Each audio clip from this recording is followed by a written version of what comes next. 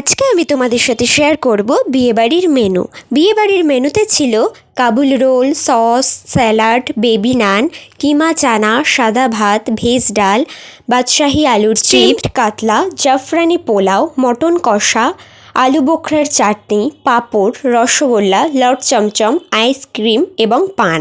আর আমি তো সব খাবার খাইনি, আমি যেই খাবারগুলো খেয়েছি চলো সেগুলোই তোমাদের সাথে শেয়ার করি।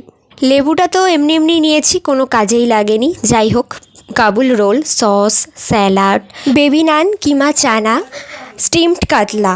এই কাতলা মাছটা তো ছিল পুরো অসাধারণ।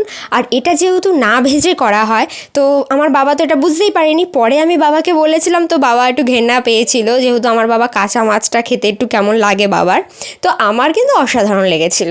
আর তারপরে ছিল জাফরানি পোলাও, মাটন কষা, আর যারা মাটন খায় না তাদের জন্য চিকেন ছিল, চাটনি, পাঁপড়, লট চমচম, পান, আইসক্রিম।